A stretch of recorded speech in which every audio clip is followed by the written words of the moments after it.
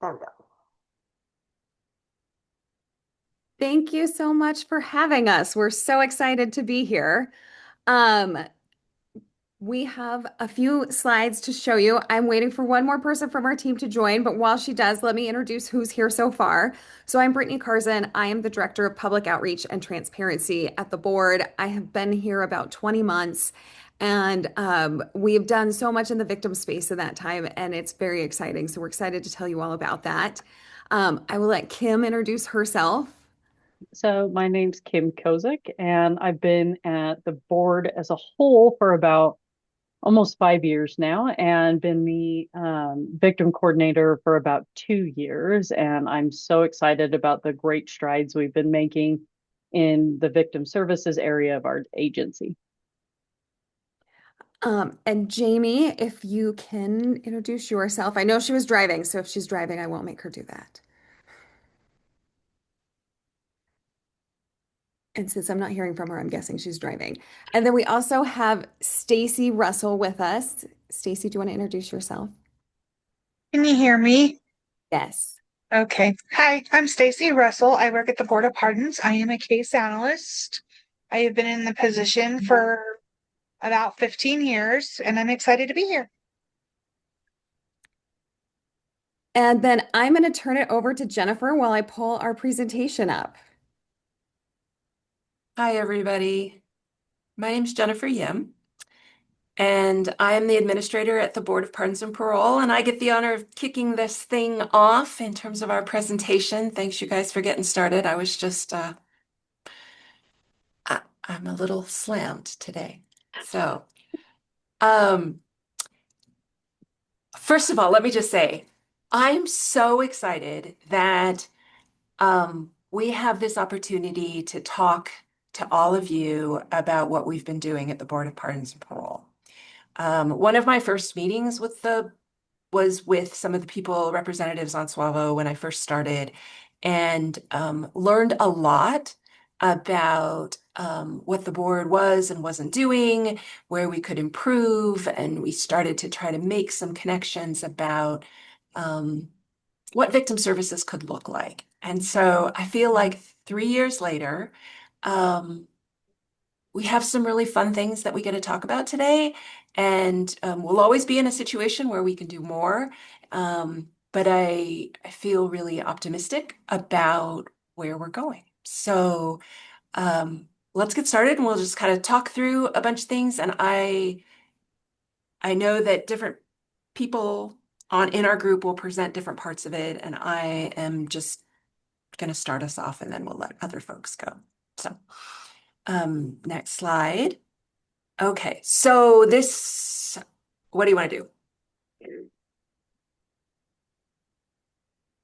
Okay, so this is Kim who's going to present about MyVoice. Okay, so we are very excited about our new MyVoice notification system. Um, we made sure to incorporate a lot of victim-focused, trauma-informed elements into the creation of MyVoice. What this does is it allows victims to sign up for notifications. And one thing I do want to point out is that even if a victim does not opt to sign up for the MyVoice system, they will still receive notifications from our office. This is just an additional piece that we offer. So this system would allow them to update their contact info on their own instead of having to email us or call us, as well as select their notification preferences. We do offer notifications by mail, email, and now we are offering notifications by text messaging. So victims are able to opt into all of those, or they are also welcome to opt out of notifications if they don't want to receive them. We let them have that control of how they want to be notified or if they do. So our system right now currently notifies of hearings. when hearings are coming up, and lets the victims know how they are able to participate in those hearings. We offer three different ways of participation. If the hearing is occurring in person, they're welcome to attend that hearing in person. One thing that I think has been a wonderful kind of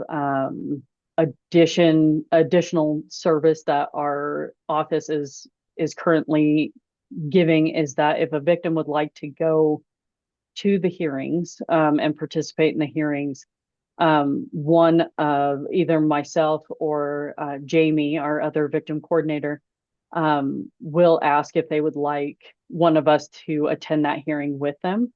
These hearings are held at the Utah State Correctional Facility, the prison just west of the airport.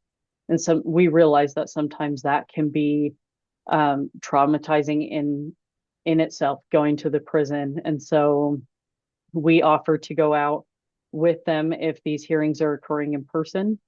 If they are not occurring in person, or if the victim would rather, participate from their own comfort space, we do allow them to participate in the hearings via email or via a WebEx link, or they are welcome to submit statements in writing as well. So it kind of goes through all of that. And then victims of new cases, since we have just rolled out this phase 2 of MyVoice within the last couple of months, victims of new cases will automatically receive enrollment information when they get their first notification from the board.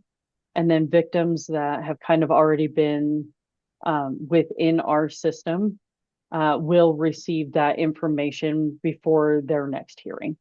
But if you have someone that is interested that you're working with that would like to know more about it, they don't have to wait until that hearing. They are welcome to contact us at any time, and we will get them set up with that.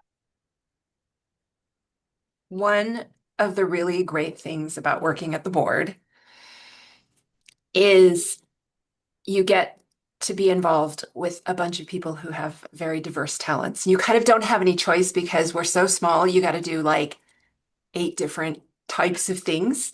So we get people who work at the board who are like Kim, who are very skillful working with victims, but also have this wonderful tech brain to help us design and implement this new portal. And so I just want to take this moment to just express publicly my appreciation to Kim for all the great work that she's done. This is really a huge step in moving the board forward, in allowing survivors of crime to have some control over this process, and gives us a way to help interact with them and track our interactions with them in ways that when I got to the board 3 years ago, just really wasn't possible, trying to use an offender management system to responsibly track our interactions with victims of crime. So huge step forward. So thank you, Kim.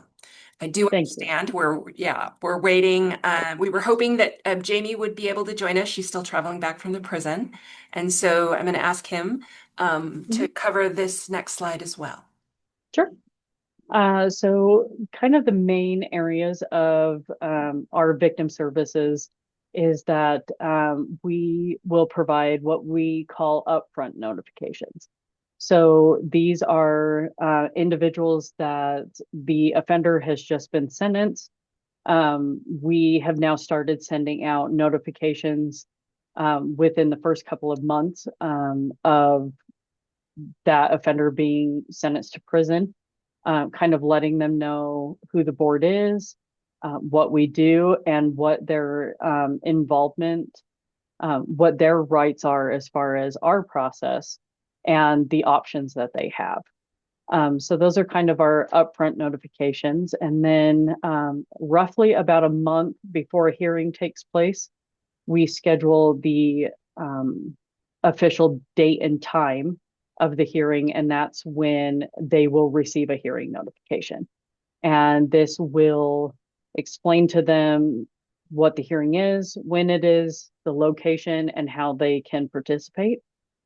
We, like I kind of mentioned earlier, Jamie and I help with assistance for participating in hearings, whether that be going out to the prison with them, like Jamie did this morning, or getting them set up with a specialized link for them to be able to participate virtually.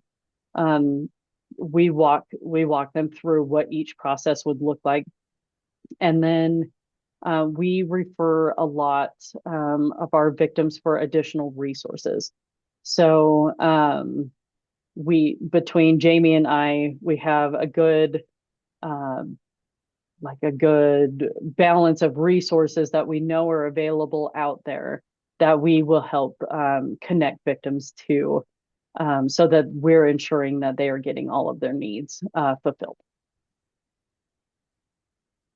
Beautiful. Thank you so much, Kim. Really. Of course.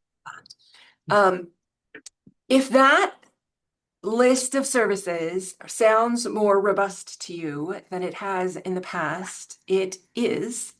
And we have Kim to thank for that, and we have the addition of Jamie to thank for that as well. So a few years back, we've moved to fully electronic records, and we've been right-sizing our staff and our duties.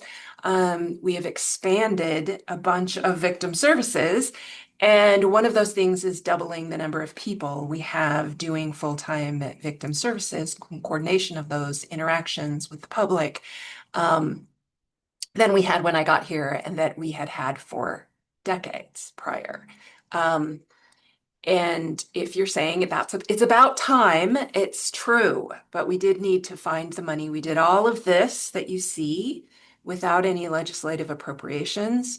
We found that money internally, and we have really placed an emphasis on increasing our services to survivors of crime.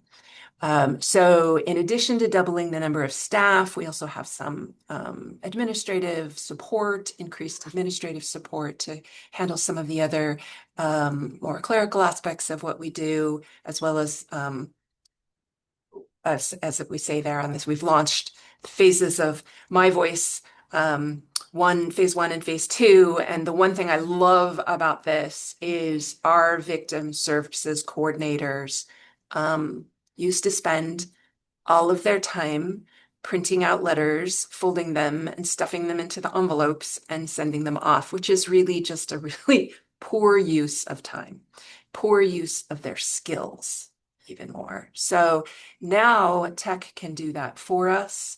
We're able to make that happen more efficiently and more effectively, and then use their skills towards what they're good at. So we have, as a board, revised notification letters to make them more trauma informed. We've consulted with victims and victim advocates in the community to make sure that the wording is the best possible phrasing that we can come up with. And we've considered things from lots of different vantage points. So we have revised those letters. We've created a victim information packet. So it used to be that the board would reach out to victims of crime closer to the hearing date, which of course on some cases might be years or decades, which means a lot of silence.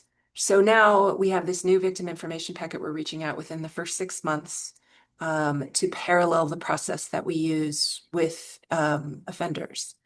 So we've implemented those initial notifications. We've established and launched. We're now awaiting the starting of phase 3 for MyVoice.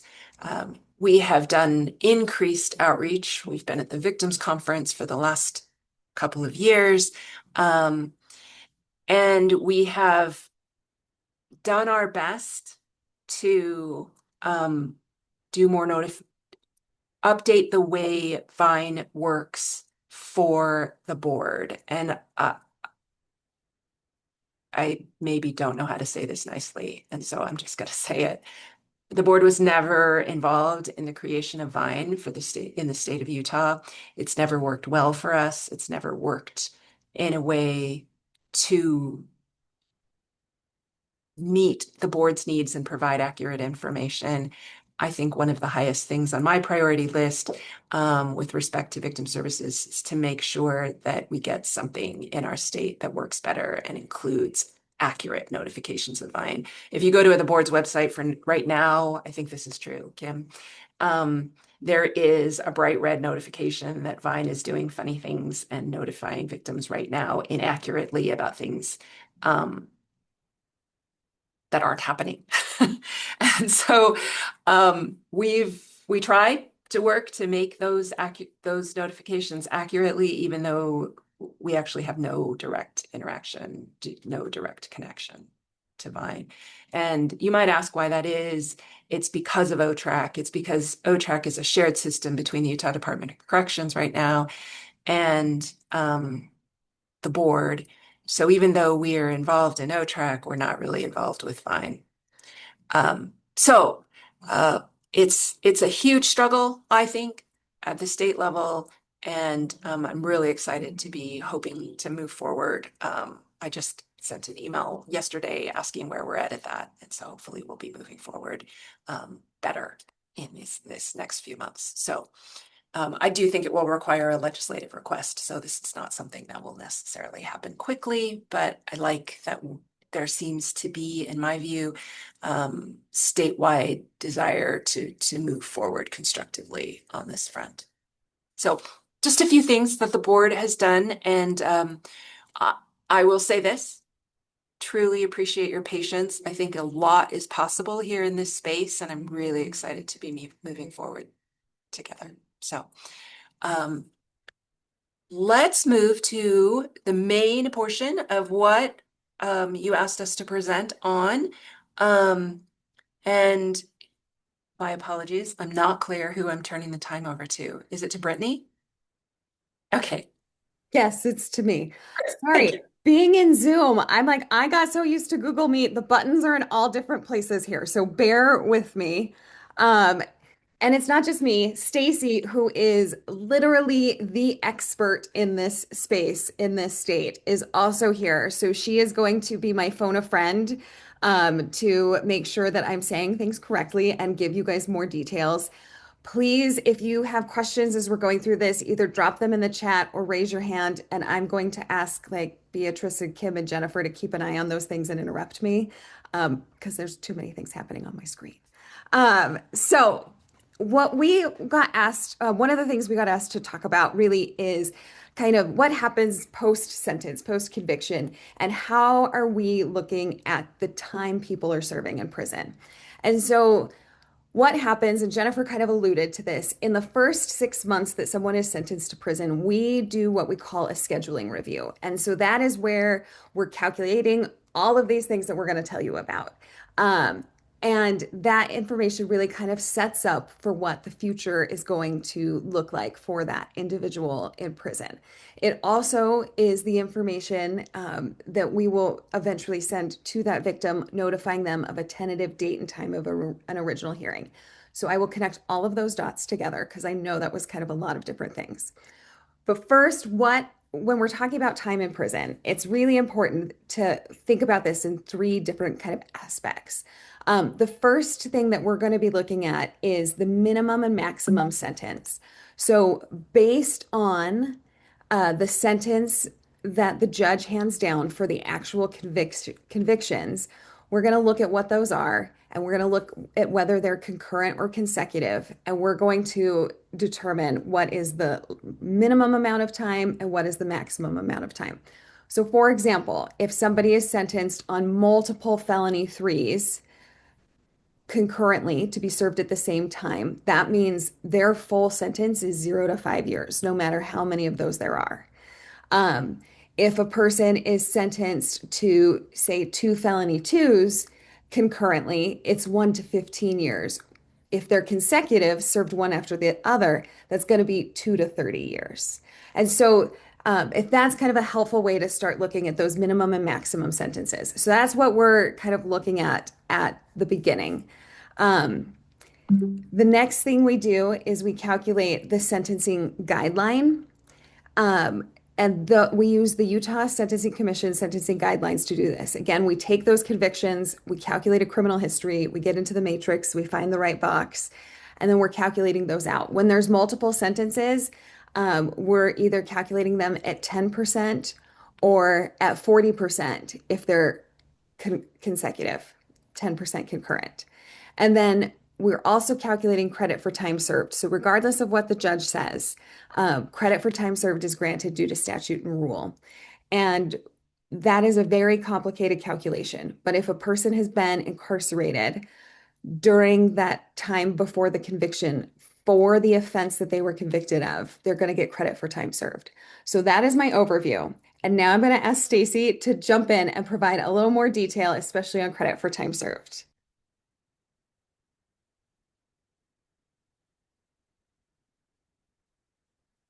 If she's there. And Stacy, is it possible that you're talking and you're muted? or we lost her. Okay, well then I can say more. I was like, I wanted you to hear from the expert. So, if somebody is incarcerated, and this is really kind of where it gets challenging before their sentence, and we give that credit for time served, those are things that we're kind of taking into account. Oh, she lost sound, so she's working on that. So we're trying to look at all of those things. And so one of the things that gets really hard, especially when you're on those shorter sentences, like a 0 to 5, somebody could spend almost a year in prison or in jail prior to that sentence, and they're going to get that credit, which means we only at the board have a limited amount of time to kind of work with after the fact. And so I want to kind of walk you through a case because I can tell you what these things are, but until we show you, I'm not sure that it means the same thing. Um, so I'm going to come back to this. We're going to go with the showing first. So here's an example. So this person, is totally hypothetical. His name is Cash. He has a long history of domestic violence. He was placed on probation for a felony 3 DV assault. He's arrested again for felony 3 aggravated DV assault, and the judge denies him bail, revokes the probation, reinstates the original sentence on that original felony 3 that he was on probation for, and sentences him to prison on that new felony 3. So there's 4 things that happened there. He's now denied bail, but he's arrested on those charges. So there's going to be some credit for time served. He's reinstated the original sentence on that first felony 3, which means that kind of basically it starts over when it comes to us for that process. And he's given a new sentence. So that now we have these 2 felony 3s. Now, in this case, hypothetically, we're saying that they were sentenced to run concurrently. So that means that it's a 0 to 5. So even though there's 2, it's still only a 0 to 5 because they're concurrent. So when we take a look at those convictions, and we look at the sentencing guidelines, and so I mean, I didn't put the whole chart here, but I grabbed the column that we would be using for this. We have, based on like probably a standard criminal history for somebody like this, it would not be uncommon for them to score in a row 4, having prior misdemeanor person or offenses and all of that. So we calculated that. We're going to assume he's a row 4, which means his guideline for the aggravated DV is 26 months. The second assault, because it's concurrent, it's going to be 10% of that 26 months.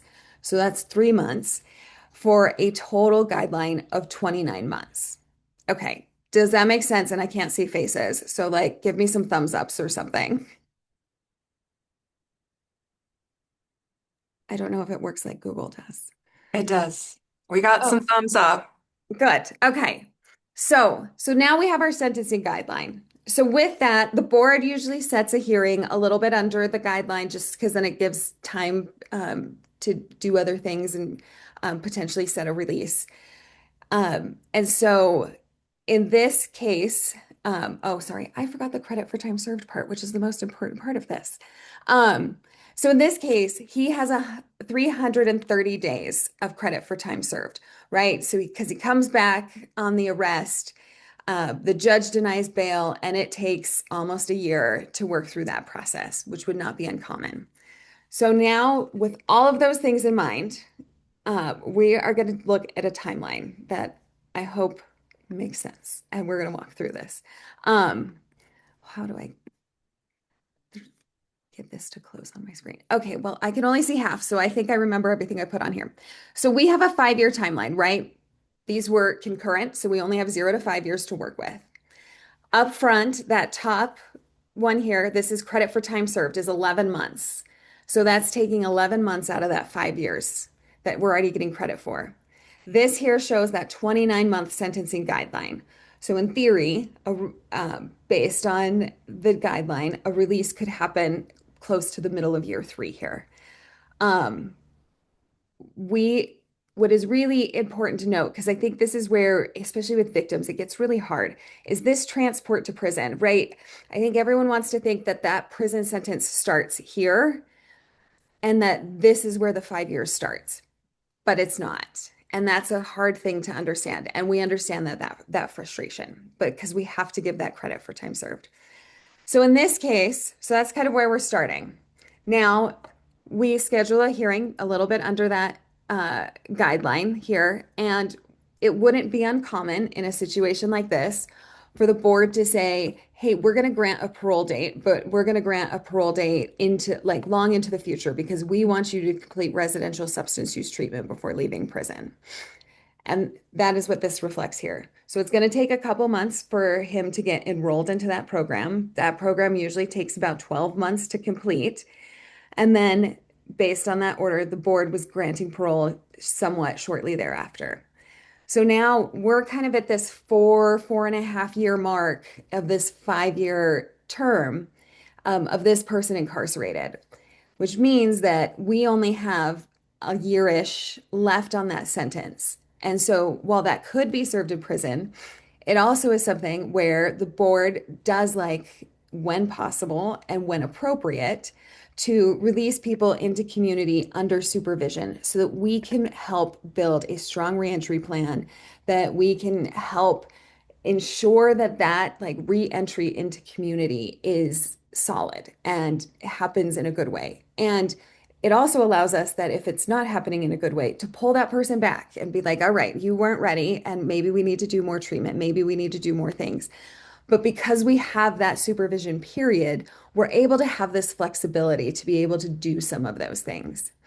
And so that's really kind of an important feature. And we know that everyone's like, we want you to keep them up till the end.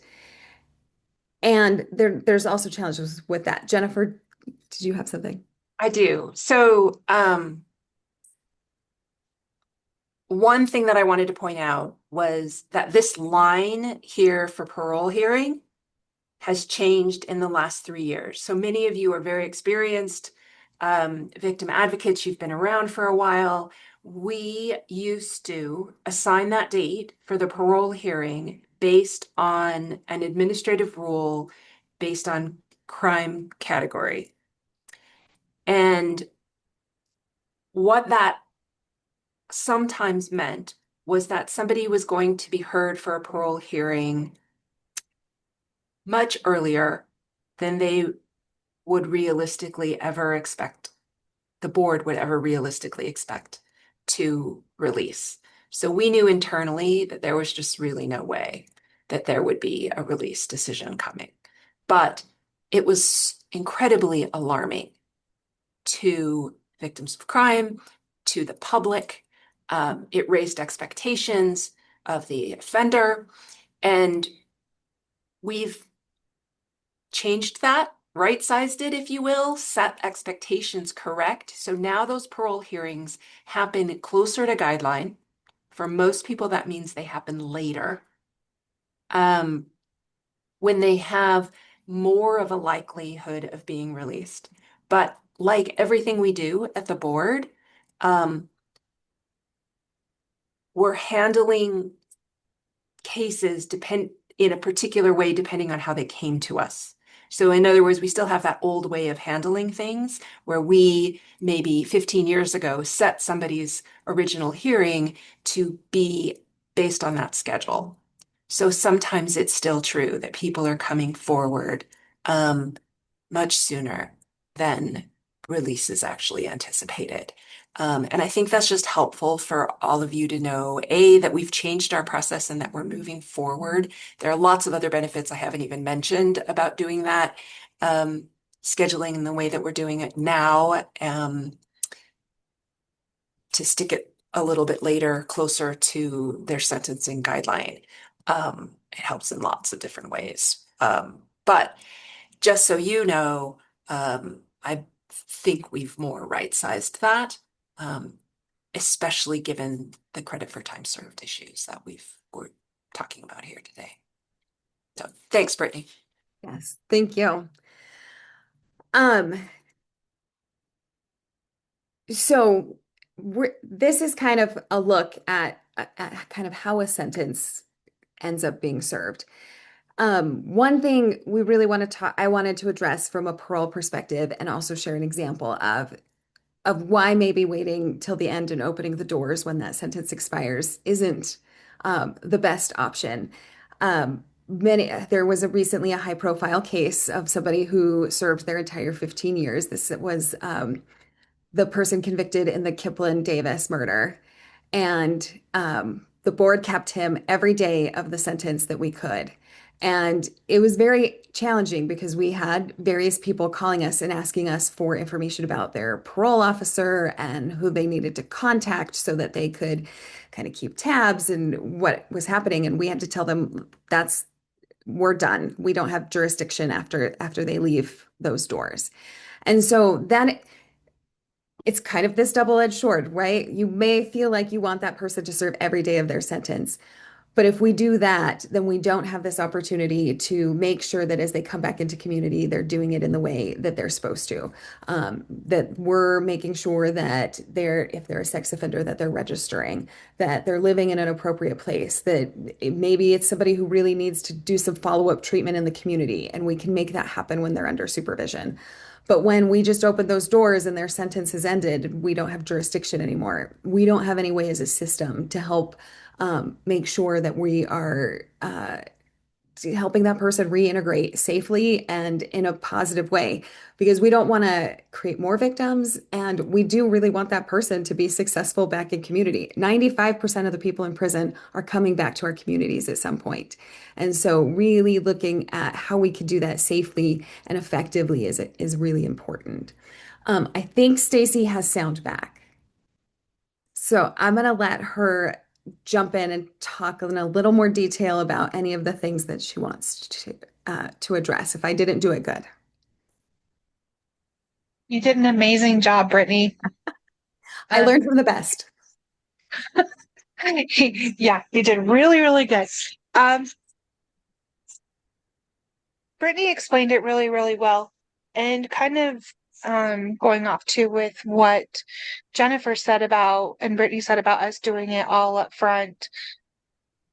When completing their time accounting, their credit for time served, and their guidelines on the front end now, it gives also the board a better realistic amount of time, how much time they're going to have at the time of their hearing, how much they have actually served, and how much closer to their guidelines that they are. And the other thing that I was going to point out too is,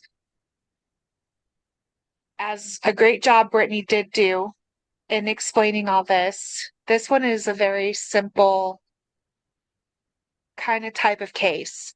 And a lot of times what we run into is we have offenders that come in who have multiple cases. And at that time, when we have the concurrent and the consecutives and different types of offenses, it can become just a little bit more complicated. Especially if, say, your case was the only case heard in that court. The offender can have multiple cases out of other courts, which can change drastically what their guideline is, specifically if the guideline was mentioned in court. As let's just take this one that we have up for an example. If the court were to say, they piped in and said, oh yeah, it looks like he has a 29-month guideline, and you could expect him to serve this much time. A lot of times, and not to be too confusing, but if they have other cases in other courts that have not yet been sentenced, when they come to us, we are going to be calculating all of these cases together. And if this guideline was putting him, kind of in the middle, and we're now calculating everything, we could be dropping him down a row and adding in the missing cases. The guideline will go up, but it could be very, very different. So that's just one thing. I don't think I explained that very well, but that's just another thing to remember, is that cases are completed for that court, whereas the board will look at it, everything as a whole, especially if there's multiple cases. And it's not uncommon, especially in kind of your felony 3 cases in particular, to have things coming out of multiple courts. And one thing that we run into a lot, and it's an issue for both the offender and victim side, is that they'll be like, but I saw the guideline calculation in the PSI. And we're like, well, that wasn't real. And here's why. It's not that AP&P did it wrong. It's that AP&P didn't have all the information. Because when they're calculating the PSI guideline, they don't know if they're going to be concurrent or consecutive sentences at that point. They are not looking at cases out of other courts. They're only scoring the first 5 charges, because really the point of the PSI is to help guide a judge on where the person should serve their sentence. Is this mandatory imprisonment? Is this jail as a condition of probation? And all the things in between those. So it's really about the where that they're looking at. And so the numbers in those boxes aren't as helpful at that point. And so we understand that that can be a real challenge when kind of in that post-conviction phase, when learning about what the actual guideline is. So I want to pause. Are there any questions? Because I know this is really detailed and complicated.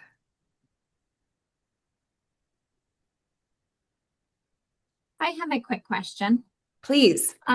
So our previous offenses of, like, let's say somebody offends while on parole, and when you're looking at possibly paroling them again, do you guys take into account, like, oh, this person continues to reoffend on parole, so we should just, does that make sense? Does that question make sense at all? Yes.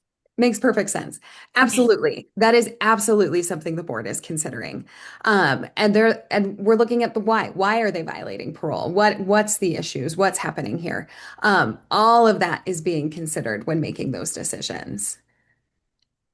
Thank you. Yeah, absolutely. I just would add to that. There are lots of considerations. One of which that's kind of at least high on my mind right now is prison capacity, right? So while we're always considering, the board is always considering making a decision about what someone will do only on the facts of their case, it's also true, right, that we right now have a limited amount of space in our prisons, and we're pretty much at capacity. So we're very soon going to have to start making decisions about this person versus that person. Who is the least risky? And it's not an enviable position to be in. So I just kind of want to put that out there, and know that as we move toward it, because it's going to take a little while to build more space, right? Yes. Not the place we want to be in. But a very realistic thing. One, to that point as well, Jennifer and I often talk about the board as 2 sides of the hallway. We have the board member hallway, who are really there making decisions based on those cases and based on the individuals and what's happening with that. And while they're aware of these things, us as the administrative side of the hallway are far more concerned about the things like that, and what those impacts are going to be and what that means for us, which is at some point we're going to have to develop a criteria for making releases that we would otherwise probably not want to make. But bed space, there are physical limitations to some of what we can do. Any other questions? And you can ask anything, like, please. We know this is complicated and confusing. And maybe it's not complicated and Maybe. I mean, you're all smarter than me. It took a you've long all time to been learn doing this. this for a while. And I mean, one thing that's like, I wish we had like a little polling feature, but I wonder if this is your experience of how things work, right? You often help people um, prospectively understand what's going to happen in the court case and then understand what might happen next. Um, I would love to know if this is consistent with what you've come to this training knowing. There's a question in the comments that says if someone has to complete a certain treatment program, like sex offender treatment, do they have to complete that before they're given a hearing date? No. But that is not the case. And a lot of that is due to the old way that we were setting our hearings. What we are already seeing and what we know we'll start seeing more of and consistently more of moving forward based on how we have changed how we set those hearings is that we are upfront telling the Department of Corrections, this person needs to complete this treatment. And so they're working on actually enrolling individuals into those programs prior to their hearings with the goal of getting them to complete those programs before their hearings. But they can still have a hearing before that's completed. That doesn't mean that they will have a parole date without completion. It doesn't mean any of those things. The board could set a date contingent on when they complete that program. The board could say, hey, you're not even enrolled yet. We're going to set a rehearing and we want to see you after you complete that program. There's a lot of different ways the board could handle that. Do you want to add anything, Jennifer? Okay. No, I don't think so. I mean, I'm really excited. Well, okay, yes, I do. I should just say, no, I don't, and then talk, right? Um, one thing I'm really excited about how we're setting this parole hearing date a little bit closer to sentencing guidelines is it allows us to do what I call front loading the sentence, something that I think this criminal justice system has been working at trying to get to for years, and we're finally there. So what we're saying is we're going to do more accurate forecasting of when somebody's going to come before the board. And we're telling the Department of Corrections up front when that will be, and we're making orders for treatment and orders for assessment within that first 6 months of entry to prison. What that does is it allows the system to forecast its needs moving forward so that the Department of Corrections has a fighting chance at being able to have enough therapists when they need it, so they'll know they need X number of therapists in 10 years to be able to complete treatment for people who will have their hearing at year 10, right? So they're able to back up from those hearing dates and know when they need to get that person into treatment, when they need to be able to finish by, so that that person can have fulfilled the board's expectations by the time of that hearing. That's never been possible before. It's always been pretty catch as catch can, and lots of people didn't even get treatment ordered until maybe their original hearing date. So it's just allowing the system to be a little bit more prepared when things happen correctly. Okay. If there's no more questions right now, I'm going to go back to my nerdy data slide that I'm excited about. Oh, wrong direction. Okay. So, one question that I think we get asked the most, regardless of who you are and what part of the system, defense attorney, prosecutor, victim advocate, legislator, is, well, we don't know how much time they're going to serve. And we actually kind of do. The data really shows that. So what you're seeing here in this bar graph is this 68.5% of people that are released within 12 months of their guidelines. So that means either 12 months under or 12 months over. So 70, and we call that an at guideline release. And I will tell you why in a minute. But the punchline here is that basically 70% of people are going to serve at least their guideline. So those that are getting out up to 12 months under, it's really more about 8 months because they're getting the 2 mandatory statutory earned time cuts that statute allows for. And they can get up to 2 4-month type cuts. So that's really what those kind of under guideline releases are there. And then the over guideline releases are like somebody was finishing up treatment or, the board didn't do a hearing long enough. And because we try to give a standard about 30 days before a release.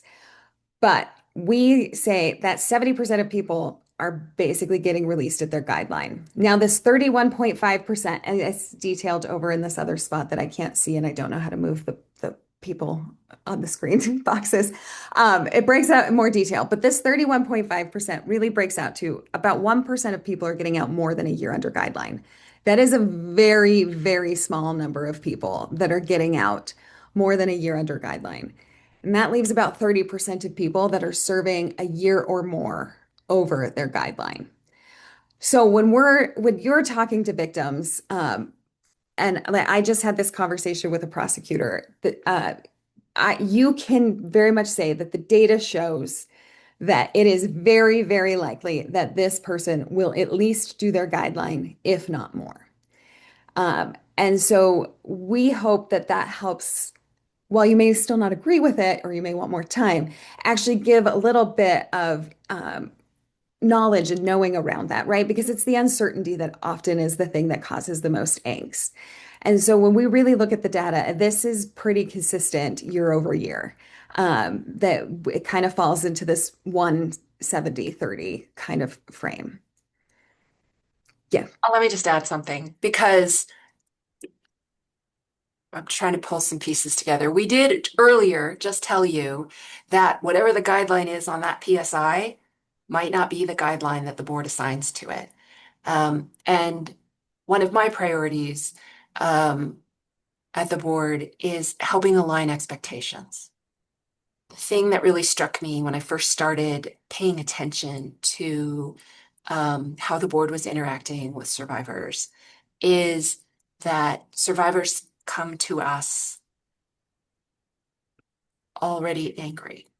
I hope I think I see a little mini nod on Kim's face, but I mean, she's the one who's dealing with how people arrive. And they arrive angry for many reasons and for obvious reasons, I think. But one of the reasons is no matter what was actually said to them at the court segment of the system, what they heard was the longest number that could possibly be the amount of time someone would serve. And what the offender heard was the shortest possible number. And so aligning expectations so that they're accurate as much as we can is really important. I mean, obviously, for many reasons, the board would love it if people weren't raging angry when they got to us, but we'll take it and we'll deal with it. We just want to make sure that the things that we're doing aren't exacerbating that frustration with the criminal justice system, and that we're communicating with all of our partners so that we can do as much as we can to help set those expectations. So while Brittany is telling you accurately that almost 70% of our people are leaving prison within 12 months of their guidelines, that's the guideline the board sets, not the guideline necessarily that you're seeing on that PSI for that court case because of what Stacy suggested. So we don't have total control over what people take away from hearings, but we can be really mindful of what we promise people, either as prosecutors, as advocates, as defense attorneys on that other side of the spectrum. And I just think that that's really important for people to get through this criminal justice process with the least amount of trauma. So something that I'm really hoping to work at improving as we move through the board. Uh, and I think that's such an important point, is that it's our calculation of what that guideline is. It's the full story guideline. What I think this also illustrates, which is really important, is the importance of these sentencing guidelines. I'm not sure that as a system, we understand them as this impactful. And so that's part of the reason we like to tell this part of the story and show this set of data is that if 70% of people are being released at the guideline, then the best way to influence the amount of time people are serving is for people to influence the guidelines. If we think that those need to be different. And even from our perspective, because what we see coming in, there are things that we think could be improved in those guidelines that could, to Jennifer's point, also be set expectations better. Right now, we don't really account for any sort of enhancement in a crime in the guidelines. So if somebody has a gun enhancement or a road rage enhancement or any of those things that are actually charged as part of the case, we have no way of dealing with those as the board in the guidelines. So those people fall into that 30% of people being held over generally because the board will take that into account at the time of the original hearing. And that's when they'll address these sort of aggravators. But we've actually made some proposals to the Sentencing Commission for consideration that would create a way for us to add points and score those so that we could account for them on the front end and set a clearer expectation. Because two people could come in with the same charge. One has the gun enhancement and one doesn't. And if they have the same criminal history, they have the same guideline. And I don't think that that was the intent. We don't think that that was the intent. And so we have looked for different ways where we can kind of get to a point where we're really accounting for the totality of a case in a situation. And so we work diligently with the Sentencing Commission to try to address some of those things and those concerns. There is a lot of looking at those sentencing guidelines right now, especially after HB 274 during this last legislative session. And so we think changes will be coming. I'm not sure exactly what those are going to be yet. But that is why these guidelines are so important and understanding them is so important. I mean, the board really does abide by those guidelines, which is a directive to them from the legislature. It's the directive in statute. And so we aren't just willy-nilly over here, like being like, you're going to do this much time. It is very much based on the guidance of these guidelines. Does anyone have any questions about that or about guidelines?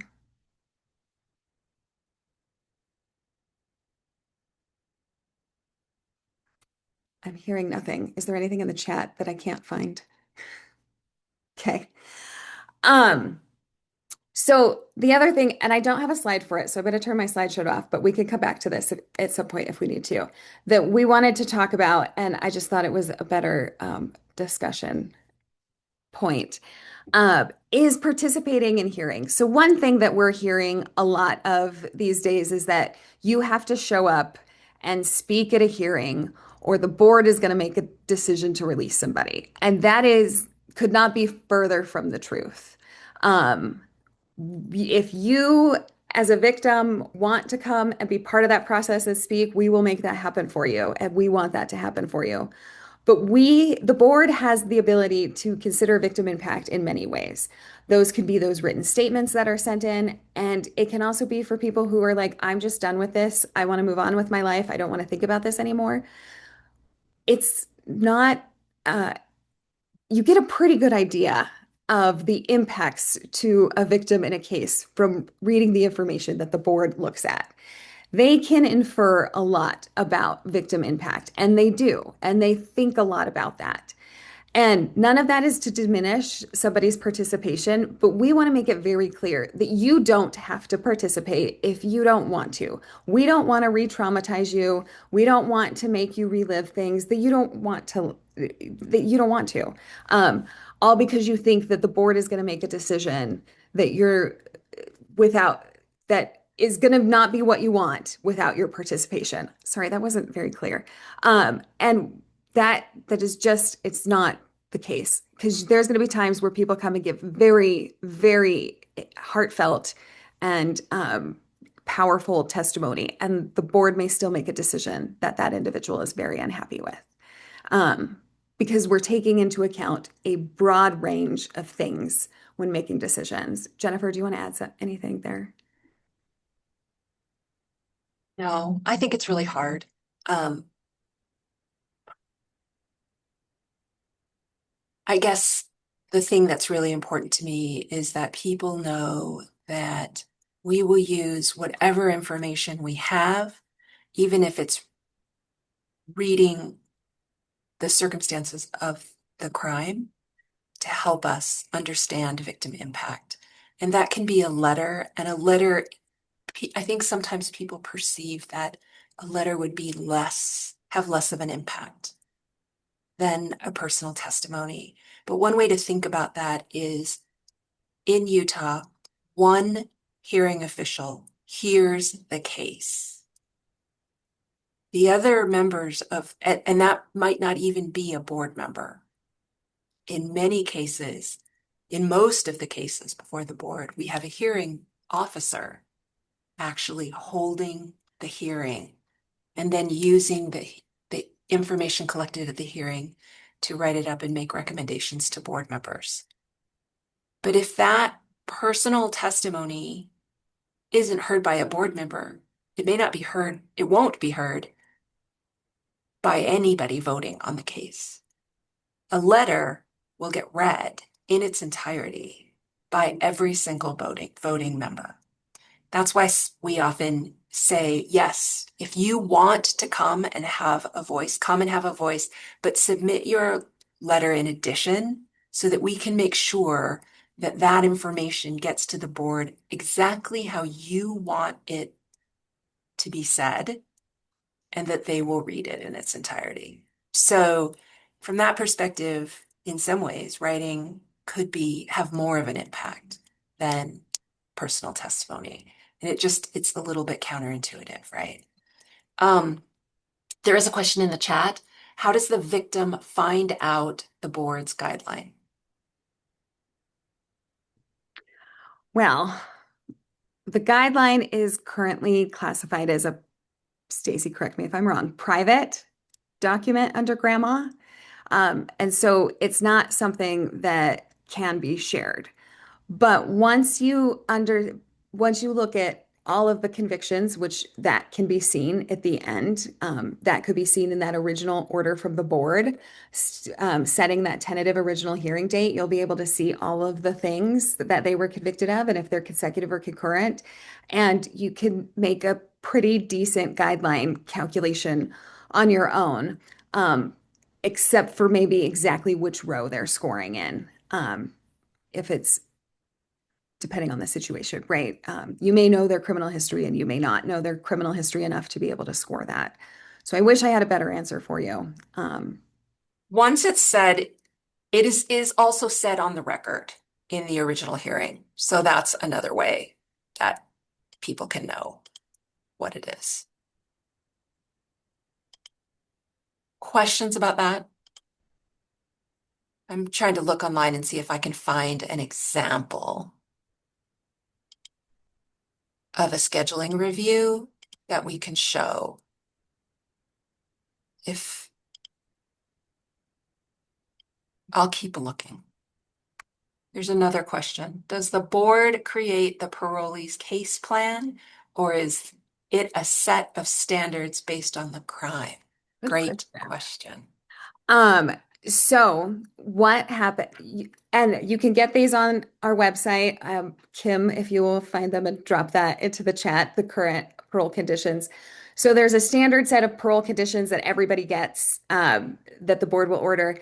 And then the board will often order specific conditions based on category of offense type, right? They can order DV conditions. There's 3 different versions of sex offense conditions based on the underlying offense. There's DUI conditions, substance use. They can order all of those. So that's what the board is ordering, kind of the big picture, the overarching conditions that that person will be subject to. Actual case planning and all of that is more directly handled by the Department of Corrections and APMP. If treatment is something that's ordered, they'll work with the parolee to decide what the right treatment kind of placement would be for them. They're the ones who are actually going to check in on them there and see what's happening and make sure that they're following those. We can't proactively go out and do anything with a parole violation. We have to wait for APMP to come to us and ask us to take an action in a case. And so they're the ones that might be like they haven't followed their case action plan, they haven't followed these conditions, and they can request a variety of things that I have no idea why this phone is ringing behind me. Um, they can get a variety of things from like a rim, like a few days in jail, like an added condition, all the way up to a board warrant that can take them back to prison. And sorry, just to add on to my question, Yes. what about frequency of like checking in? Do you guys decide that, or is that just based on, oh, this was a felony and, like the same thing, is it a set standard, or you guys decide, okay, this person needs to check in more frequently? So we don't really have an impact on that. That is all kind of up to the discretion of APMP and the supervision guidelines and their policies. So I don't think I can give you like a good answer to that for that reason. We're ordering that big picture. They're the ones that are making decisions on actual check-ins, what that's going to look like, how that's going to work. Perfect. That helps answer that. Thank you. Of course. Sorry. I wish I had better info. I don't know. I don't know if this helps, but I do know that they do have, once they do parole, APMP does have a basic where they do meet with them once a month of a check-in, but also APMP can tell them that they want to meet with them more times a month. So each parolee, it's kind of like almost like with the board a little bit. Each situation's different. So they do meet at least once a month, and I do believe they do also have a once a month. Oh my goodness, my brain just went flat. Residential check-in. Um, but if APMP wants to do more check-ins with them, then they will set that up with them.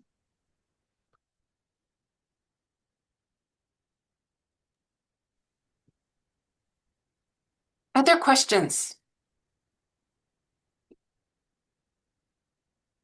If we had you all in a room, like a physical room, you'd have lots of questions. I know. We always bake in so much time for questions, and you're such a quiet group. So I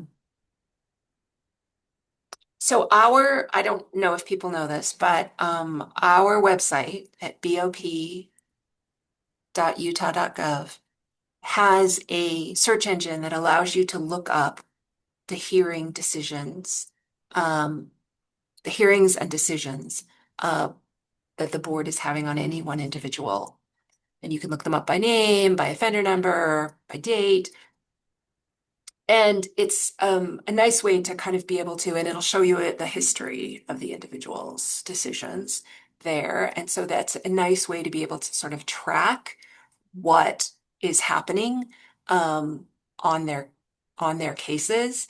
It might give you some general idea towards being able to calculate a guideline, and we are always here to help you kind of do that. We can't give the number to you necessarily if the original hearing hasn't occurred, but we can help you kind of walk through how we would calculate it.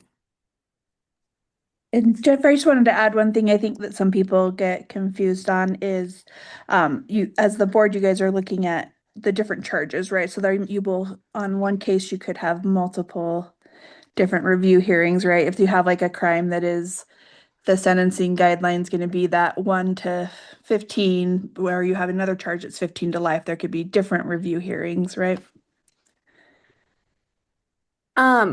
based on if there's like a lower crimes So versus what a higher crime? they're not going to have separate hearings for their different offenses. Once it comes to us, we'll smash everything together.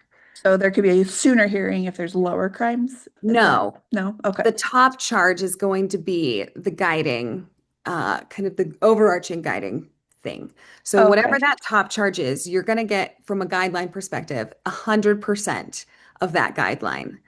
So if you have a felony one and then multiple lower felonies, most likely that felony one has the highest guideline. You're going to get 100% of that guideline.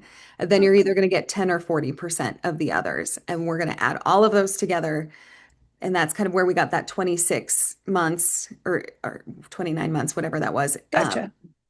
Because we add it all together. We take it all, we smash it together. We're not doing separate hearings for separate offenses. And Did, that if did it somebody comes, used to be that way? Sorry, did it used to be that way like several years ago? Okay. Because I just have one of the cases that I still follow from when I was an advocate that he's got different hearing dates based on the different crimes. So I was just curious. so what that might sort of be is that if this was somebody who is convicted, went to prison, maybe came out on parole, got a new conviction, those things kind of, we still smash everything together, but that would change some of that.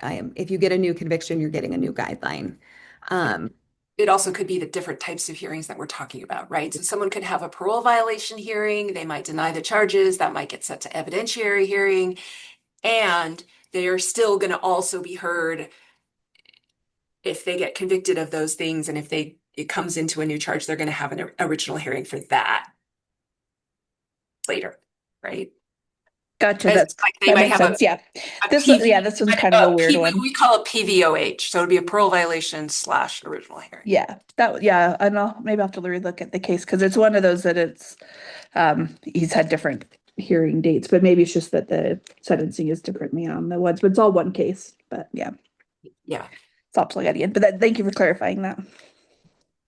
Yeah, of course. Thanks, Kim, for putting those things in the chat, different resources for us.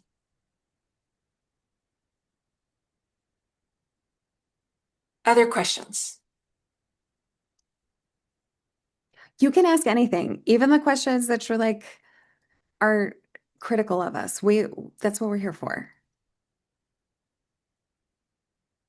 Oh, the other thing I was going to add is Beatrice did add to the folder that Board of Pardons and Parole referral form that was created, and Cache County originally did that. So as advocates, I know that Kim has said that's helpful, that if you guys can send that to Kim, then she knows you're have been the advocate on the case. You might have, as the advocate, more updated information for the victim than what they receive from the courts, things like that. So that is a fillable form that you guys can use, and it is in the Google Drive now. So on today's presentation.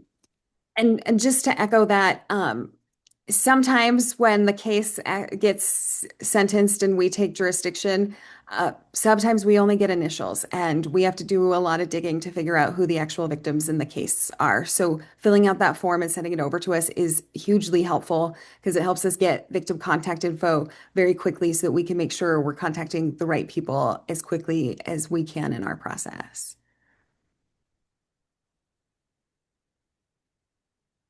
Thank you, Vicki. I forgot about that. Okay, another question I just thought of. Yes. Sorry, everybody in the group. I apologize. Okay, so what if somebody takes they plead down, we drop charges and reduce them, and the offender's, pleading guilty to something. Are they going to serve the entirety of that, or is it still they're going to serve majority of it and they're going to get out within that 1 year? Does that make sense? Because in reality, they were charged with a lot more crimes, but. So we can only act on the actual convictions. So whatever those convictions are, we're going to calculate the guideline for those convictions, and we're going to follow our process for those convictions. Will there be information in the file, maybe about what the other charges were, that kind of provide the board some context? Yes, but legally we can only act on the actual convictions. And you're getting at one of the things that drives me the most crazy. which is sometimes these plea deals really, really put the board in a hard spot because the underlying offense, the nature of the offense was felony one behavior, but they're pleading it to a felony two, and we have to treat it like a felony two. Okay. That And makes sense. yeah, Legally and, somebody's rights, that makes sense. I don't like the answer, but we don't either. it Push makes your sense. prosecutors not to make those plea deals. Yes, thank you, Brittany. We tell prosecutors all the time that their plea deals put us in a real hard spot sometimes. Or if you're gonna plea them down, if there's multiple, like really beg for consecutive. That gives us a little more to work with. One of the things that, and I don't know if any of you were who were at the victims conference this year, uh, participated in the board's boardwalk event. It was our breakout session. One of the things I would love to do with Swavo, if we could do something maybe in person or sponsor, um, is a way to play boardwalk together. It's been enormously successful for the board because it really helps people to understand in a way how the board has to make these decisions and what those considerations are like to experience. And I think it's helped people from all different backgrounds and all different parts of the system learn about that. And so if there's a forum that Swavo's holding that you would like to do it, or maybe we hold something at the board and we invite Swavo to come and participate, as many people who can, I would be happy. It's way more fun in person because it gets people an opportunity to interact with each other and to talk through these different cases and to ask questions. Um, it would be an honor to be able to do that with all of you and kind of spur some good discussion. So something to keep in mind as you guys move forward, planning your own agendas and your own trainings. We would love to be a part of that. And just to add a little more color to what Boardwalk is, it's a gamified simulation of what it's like to be a board member. And so there's lots of aspects to it, like an adult game. And we go through cases, and you sit in teams of 5, like you're a board, and you vote. And it really is a really awesome learning experience, and it's fun. Like it's a fun training. Thank you, Lori. I appreciate that. And Vicky, yes. Um, we love that, and we love doing it. Um, any more questions, I have something to bring up if you don't mind me jumping in. please? So while we were at the victims conference, I had somebody approach me about victims of dismissed cases. And we kind of held off on giving a good answer until we could get like the best, most solid answer we could.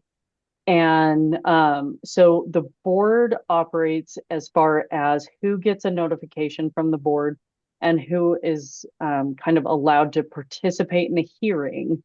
Those are limited to what is known as a victim of record. So these are the victims that are listed in the court documents. We understand that there are victims at the beginning of when the crime occurs that through plea deals, through whatever else, dismissed charges happen. And so I do have finally have the answer to that. So we sat down with our board chair, and he had mentioned that the best way to ensure that all victims of record are included for the board's process is to make sure that they are listed on the plea agreement, because the plea agreement has to be signed by the offender that they agree to it. That is the most solid way to ensure that all of the victims are tied to that case that need to be for our purposes, and to ensure everybody that is eligible for notification and to participate in these hearings gets notified. So I just wanted to throw that out there. I happened to think of it at the last minute.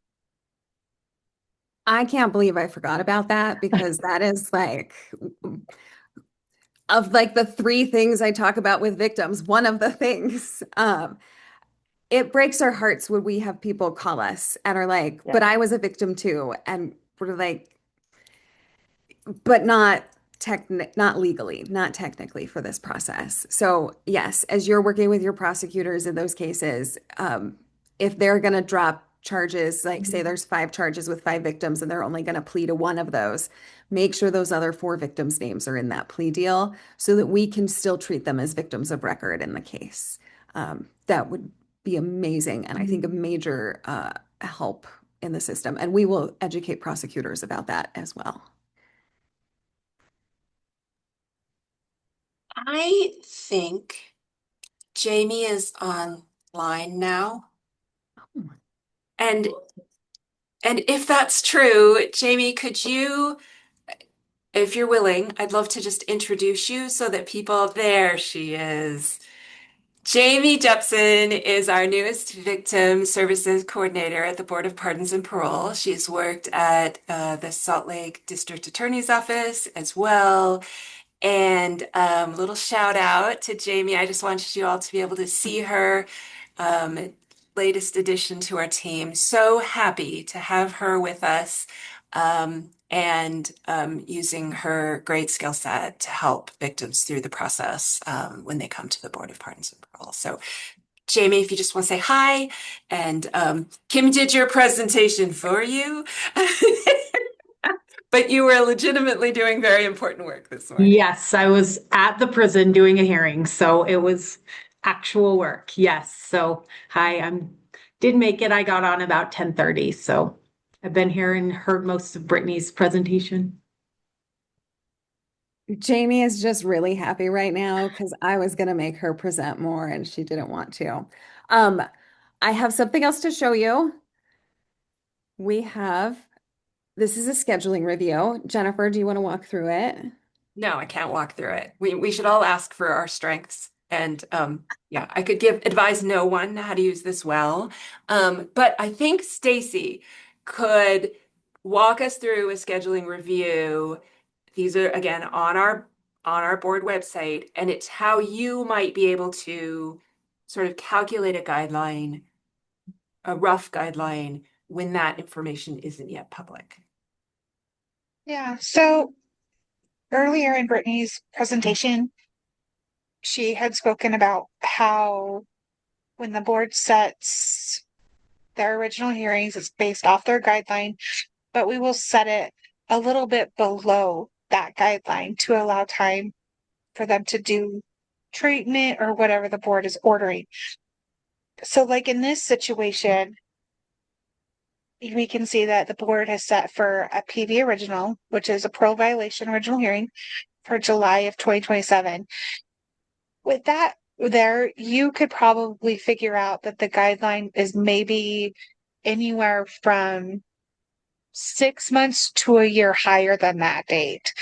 So this person's guideline could very well be August of 2028 or January of 2028. So it's kind of like a little bit of a rough estimate. So, Brittany, can you scroll up just a little bit? The other way. Sorry, scroll down. I'm like using my finger like I can control it. Um, so as we can see, like the board ordered him to do cognitive behavioral therapy. So with that, the board is probably taking in consideration how long it will take to complete that treatment based off the time of that. And I'm not sure on the exact amount of months it takes to complete that. Do we know? I thought it Like, was, go ahead. Somebody can guess. oh, I was just gonna say, is it like 4 or 6 months? Yeah, I think Like, so. okay, so you can figure about 6 months to complete that. So the board probably at this time has set their original hearing 6 months below the guideline to allow some time to complete that. I just kind of to give an idea that you probably kind of figure it out. Because each one of these scheduling reviews is done no longer now by administrative rule, but by a careful analysis of the cases before it, by the board members.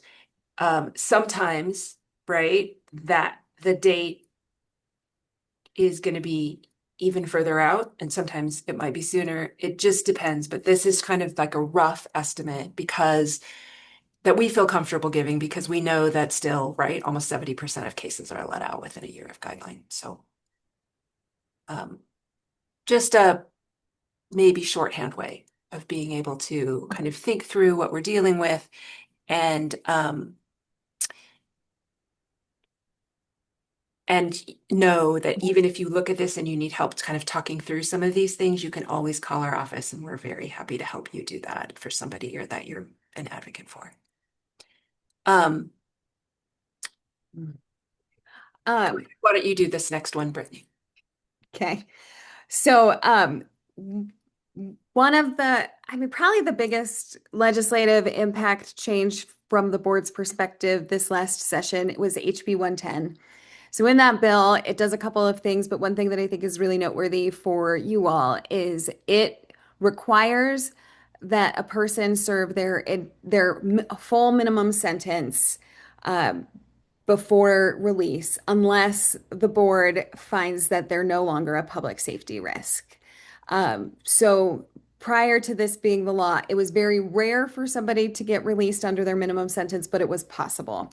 And this now really sets in statute and gives very clear legislative direction that the minimum sentence will be served unless there is this exceptional circumstance that somehow a person is not a public safety risk.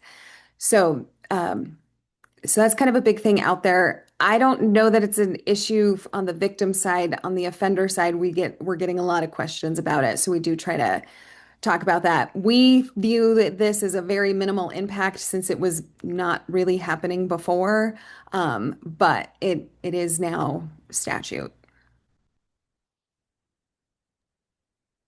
Questions about that? I know there have been some high profile cases where the calculated guideline is lower than the minimum sentence. That's for people that would be, it's rarely true, but it is true if somebody comes to those cases with no criminal history. So sometimes those are super high profile cases. The person doesn't have any criminal history, and we go to calculate their guideline and say it's 40 months, but their minimum sentence might be calculated at 48 months. That this new law will require someone to serve those 48 months, but also know, and I think I'm going to just say this out loud, and you can correct me if I'm wrong, Brittany. That law's not retroactive. So It is. it is retroactive. Yeah, it applies to any release decision moving forward. Moving forward now. Yeah. So okay. And so to kind of give an idea of when like that weird situation happens and what will happen now is say somebody has no criminal history and is charged with 4 felony 2-person offenses. That guideline is going and they're sentenced consecutively. That guideline is about 40 months, if I'm remembering correctly, where that minimum sentence is about 48 months because it's 4 years with those felony 2 stacked.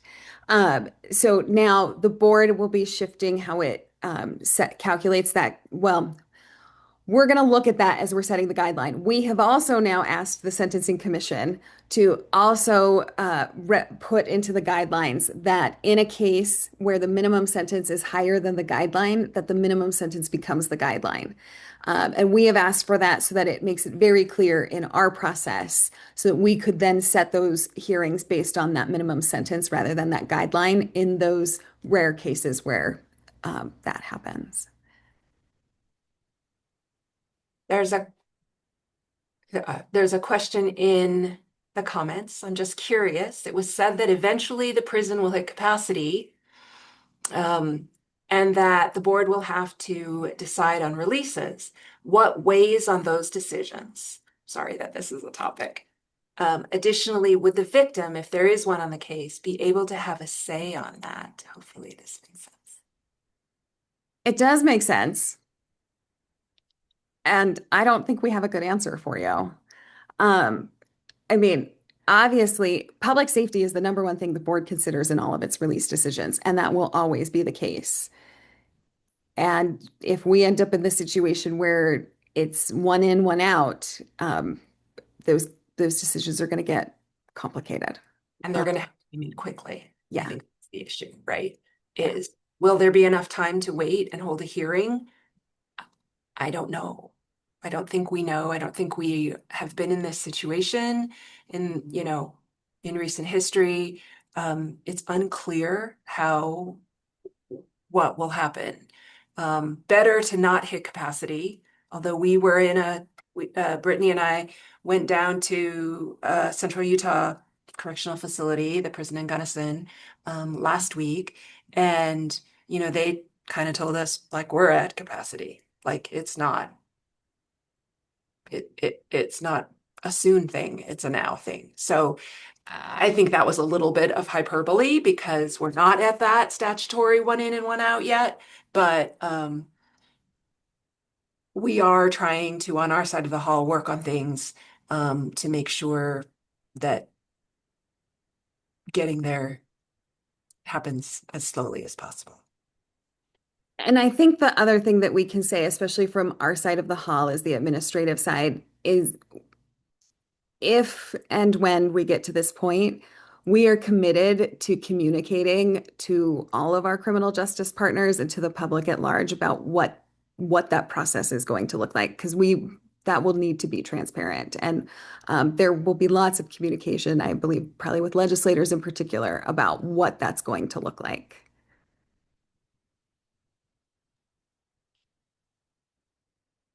Other thoughts, questions? We're not saying not controversial things, you guys.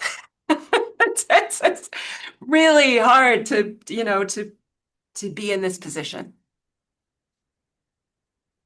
One of the things that has happened, right, I believe this to be true, is Corrections has worked with the jails to expand the number of jails that will be contracting for prison beds. So in the short term, we do have more beds in the county jails. Those are not the same as beds in the prisons because a lot of things aren't available in those areas, and in those jails, that varies jail by jail, obviously. But not everybody is eligible to do their time in a jail. So it's a juggling act for the Department of Corrections to be able to meet those needs. And I think it's important to note on this conversation is that UDC is diligently working to secure funding for more bed space. They're doing a study to build more bed space. They have opened the last remaining unit at the new prison. So I think that's like 168 beds, maybe, or 200 and something beds. I don't remember. Anyways, there's quite a few more beds that they have just brought online. So there are things that are happening. Iron County is building a new jail, which I believe will be contracting with the Department of Corrections. So there should be some additional new beds there. So we do think that we are staving off this one in, one out for at least a little while. But until we actually build new prison beds, it's a looming thing that those of us in this part of the system are very concerned about. And we provide the statute that is the one in, one out for capacity. I can look for it. Yeah. And more than that, if there's not a bed, there's not a way to keep a person there. So those are some of just logistical challenges.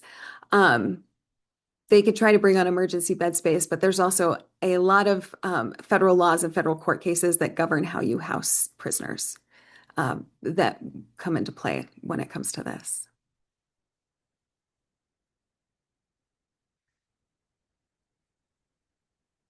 Any other last minute questions? Because I love to end early.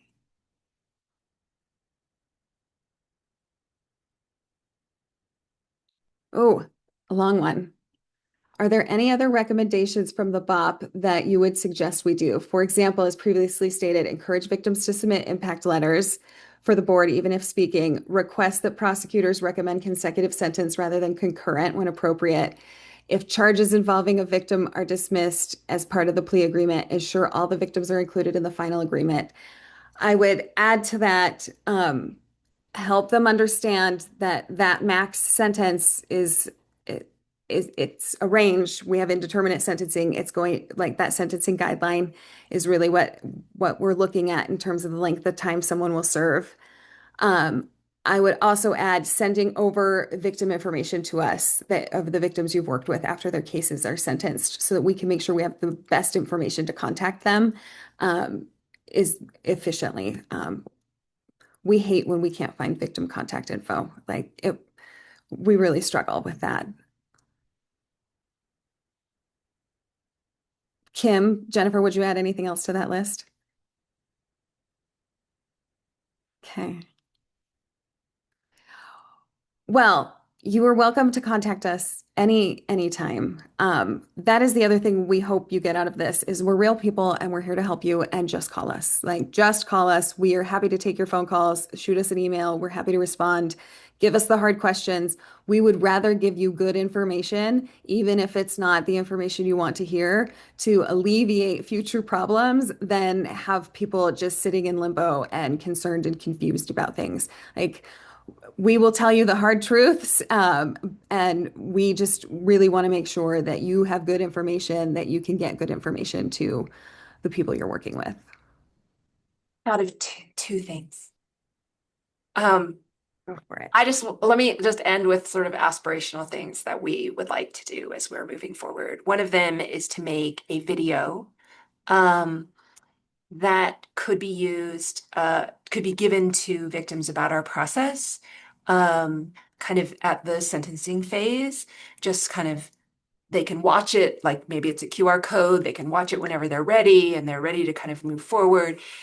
We would love to have like victim advocates across the state have that QR code that they could give to victims to kind of help with just this information transfer because it's such a hard emotional part to think you fought and fought and fought to get to like a certain point in the process to gain that conviction and then to be starting over. And so it might not be that you really want to read the handout when you get it, but to have this kind of QR code that you could just watch when you're ready to watch it, I think it's something that we are hoping to work towards. And in the process of emotionally telling you that, I've forgotten what my second thing is.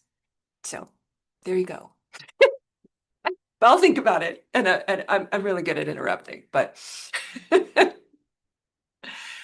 I do appreciate all of the hard work that all of you do every day to make sure that the system functions as best it can. As someone who's trying to help improve the Board of Pardons and Parole, it's been really helpful to me to know that you all are there, that you're helping people navigate the system every day, and that if we need help, we know that we can rely on you for advice and input to help us understand the impact of how we do things. A collaborative approach, it seems to me, is probably the best way that we can make sure that people get the help that they need.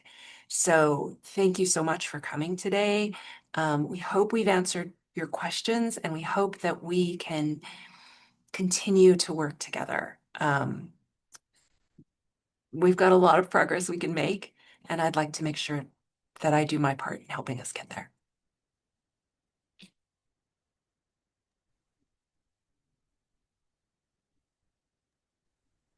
Yes, thank you. I'm also in Southern Utah getting kicked out of my hotel room before a presentation to the AP&P. So I'm going to jump off and let them wrap this up with you all. Thank you, Brittany. All right. Well, we've lost Brittany, but you were able to meet Stacy and Kim and Jamie and please keep us in mind as you move forward. Thank you so much for your time, and thank you for this opportunity. We really appreciate it. Thank you, everybody. Thank you.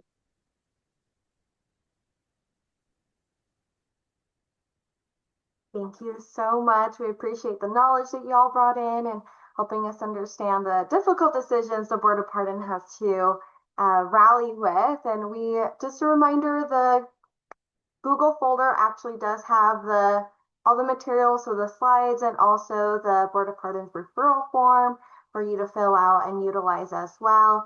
We hope that could be a helpful tool. And there's also going to be a survey.